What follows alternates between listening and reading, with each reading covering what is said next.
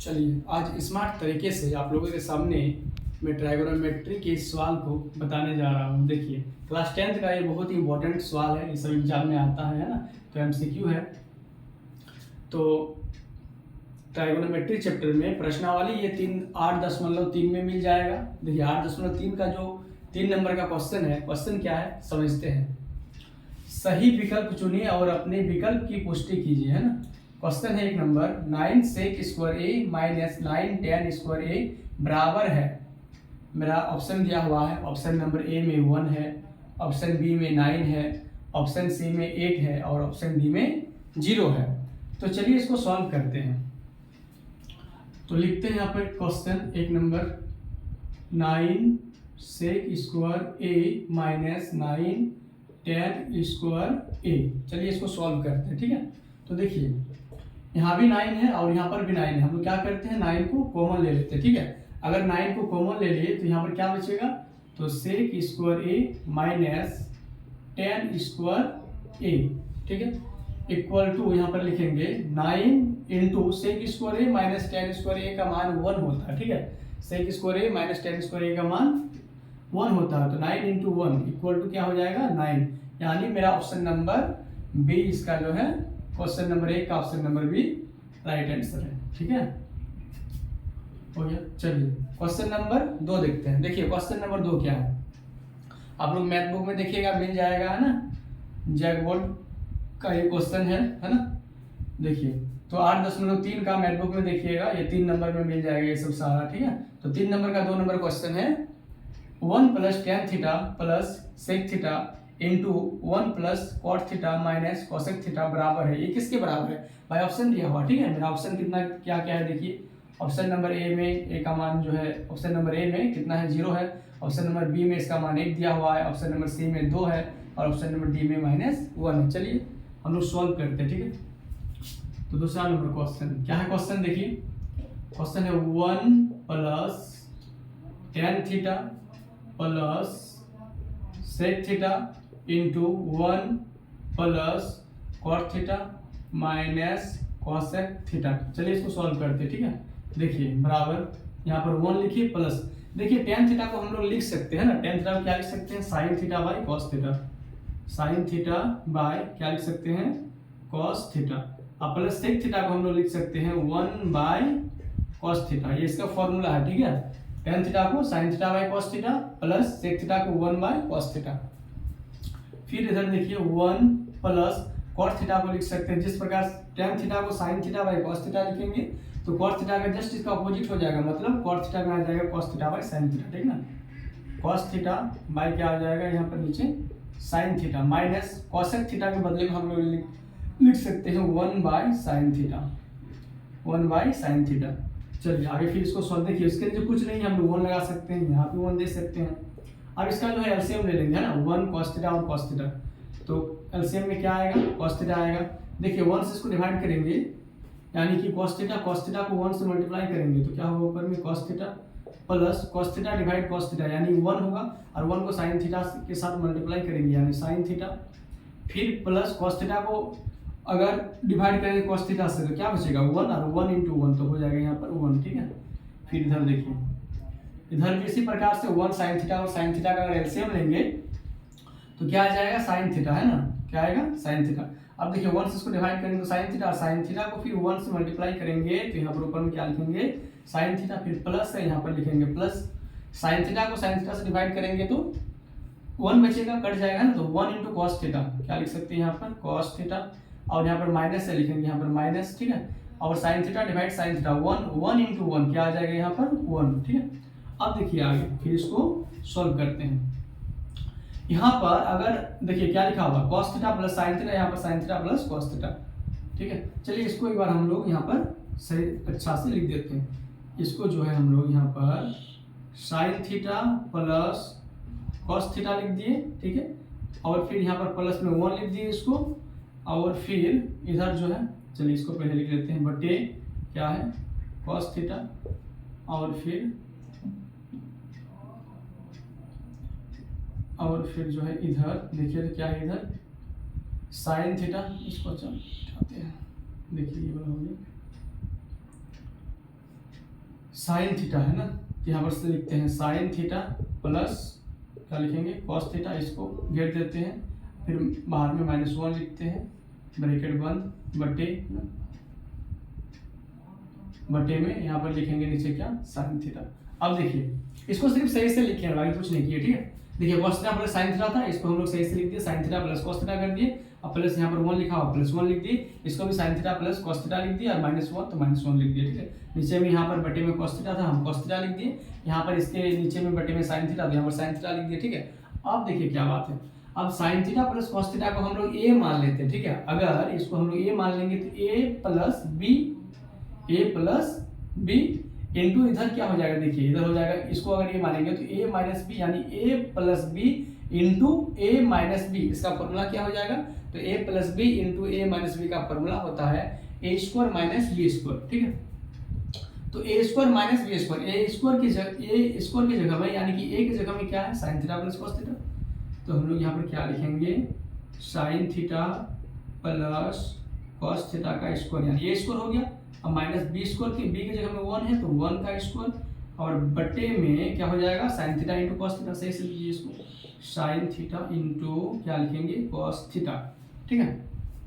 अब चलिए इसको सॉल्व करते हैं, देखिए तो a प्लस बी का होल स्क्वायर, ए स्क्वायर क्या होगा ए स्क्वायर प्लस 2ab, तो 2 into sine theta into cos theta 2ab plus B square ना, A square minus B square का फॉर्मूला क्या होगा A square minus B square के रूप में लिखिए, इसको तोड़ रहे हैं, ठीक है। तो ये पहले इसको a प्लस बी का होल स्क्वायर को है ना, तो a प्लस बी का होल स्क्वायर, ए square plus 2ab plus B square, यानी b की जगह में cos थीटा है तो क्या होगा cos स्क्वायर थीटा, और फिर माइनस देंगे 1 का स्क्वायर कितना होगा 1, बट्टा लिखेंगे यहाँ पर, बट्टे में देखिए नीचे क्या है साइन थीटा इंटू इधर cos थीटा, ठीक है। अब देखिए हम लोग जानते हैं इसका मान sine square theta plus cos square theta का मान 1 होता है, ठीक है।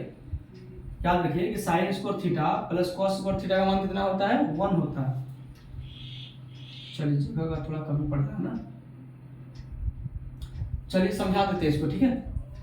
Sine square theta plus cos square theta इसका मान 1 होता है, 1 और -1, मतलब कि ये -1 और ये साइन स्क्वायर थीटा और कॉस स्क्वायर थीटा क्या होगा कट जाएगा, ठीक है।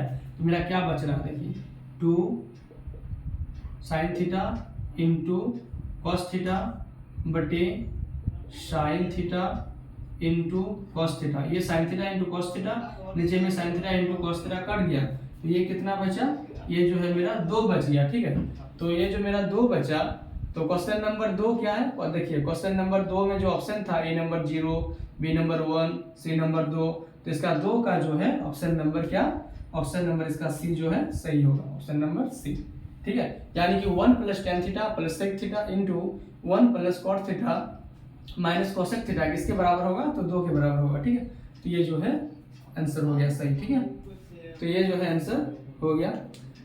अब देखिए आगे जो है, आगे आप लोगों को मैं 3 नंबर अब बताने वाला हूँ, चलिए इसको बिठाते हैं, ठीक है। देख लीजिए आप लोग अगर कहीं समझ में नहीं आएगा तो आप लोग कमेंट कीजिएगा, हम इसका फिर आप लोगों को समझाने का प्रयास करेंगे, ठीक है। बाकी जिसको समझ में नहीं आया इसको और एक बार देख लीजिएगा, समझ में जरूर आ जाएगा, ठीक है। चलिए तो 1 नंबर और 2 नंबर हो गया, अब आप लोग को जो है 3 नंबर बताएंगे। देखिए क्वेश्चन नंबर 3 क्या है, क्वेश्चन नंबर 3 में 3 नंबर में देखिए क्या है, सेक ए प्लस टेन ए इंटू 1 माइनस साइन ए बराबर है, किसके बराबर है, ए नंबर में है सेक ए, बी में है साइन ए, सी में है कॉसेक ए और डी में है कॉस ए। तो 3 नंबर, चलिए यहाँ पर 3 नंबर हम लोग लिखते हैं। 3 नंबर क्या है, तो 3 नंबर है यहाँ पर सेक ए प्लस यहाँ पर टेन ए इंटू 1 माइनस साइन ए, ठीक है। सेक ए प्लस क्या है टेन ए इंटू 1 माइनस साइन ए बराबर है, किसके बराबर है, चलिए हम लोग इसको सोल्व करते हैं, ठीक है।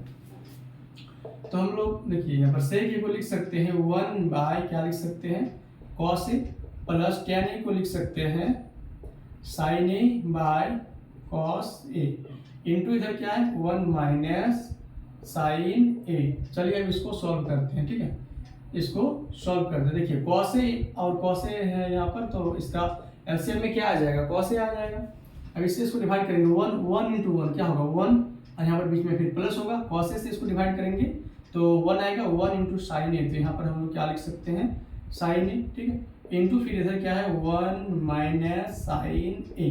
अब देखिए एक बात, इसको अगर ए मान लेंगे और इसको बी, ठीक है, तो a plus B into A minus B, चलिए साइड में फॉर्मूला लिख देते हैं कि a plus B into A minus B का फॉर्मूला क्या होता है, तो A square minus B square, इसको याद रखना है, ठीक है। तो a plus B into A minus B का फॉर्मूला क्या होगा, A square minus B square यानी साइन स्क्वायर ए बटे नीचे में क्या हो जाएगा, तो कॉस ए, और 1 का स्क्वायर क्या होगा 1 माइनस यहाँ पर होगा साइन स्क्वायर ए बटे कॉस ए, ठीक है, समझ में आया ना सबको। देखिए 1 का स्क्वायर 1 हो जाएगा माइनस साइन स्क्वायर ए बटे में क्या होगा कॉस ए, ठीक है। अब हम लोग एक फॉर्मूला जानते, देखिए फॉर्मूला क्या है, चूंकि हम लोग जानते हैं कि sine square A plus cos square A equal to 1, ठीक है। Sine square A plus 1 plus cos square A का मान कितना होता है 1 होता है, तो अच्छा यहाँ पर cos A into cos A ना, तो sine square A plus cos square A का मान कितना होता है 1 होता है। अब देखिए यहाँ पर हम लोग अगर कॉस स्क्वायर ए को अगर लिखे cos square A equal to क्या होगा 1, साइन स्क्वायर ए को उधर लेके जाएंगे तो माइनस क्या होगा साइन स्क्वायर ए। कहने का मतलब यह है कि 1 माइनस साइन स्क्वायर ए के बदले में हम लोग क्या लिख सकते हैं कॉस स्क्वायर ए, ठीक है, क्या लिख सकते हैं कॉस स्क्वायर ए। तो यहाँ पर जो 1 माइनस साइन स्क्वायर ए लिखिए, इसके बदले में लिख सकते हैं कॉस स्क्वायर ए बटे में नीचे है फिर क्या कॉस ए, ठीक है। अब देखिए यहाँ पर कॉस स्क्वायर ए है, इसका मतलब क्या कि कॉस ए इंटू क्या है कॉस ए बटे नीचे में फिर है कॉस ए, देखिए कॉस ए कट गया, क्या बचा कॉस ए बचा, क्या बचा कॉस ए। देखिए तो ऑप्शन कहाँ पर है, हाँ, तो 3 नंबर क्वेश्चन में सेक ए प्लस टेन ए इंटू 1 माइनस साइन ए किसके बराबर है, तो मेरा आ गया यहाँ पर कॉस ए के बराबर है ना, option number D will be the right answer, है ना, ऑप्शन नंबर डी मेरा सही आंसर है, ठीक है। और एक बचा हुआ है 4 नंबर का क्वेश्चन 3 का, चलिए इसको भी बताते हैं, तो इसको आप लोग एक बार देख लीजिए, ठीक है। चलिए फिर से वीडियो देख लीजिएगा, अगर समझ में नहीं आएगा तो बाकी कुछ डिस्टर्ब होगा, दिक्कत होगा, समझ में नहीं आएगा तो आप लोग कमेंट सेक्शन में कमेंट जरूर कीजिएगा, ठीक है।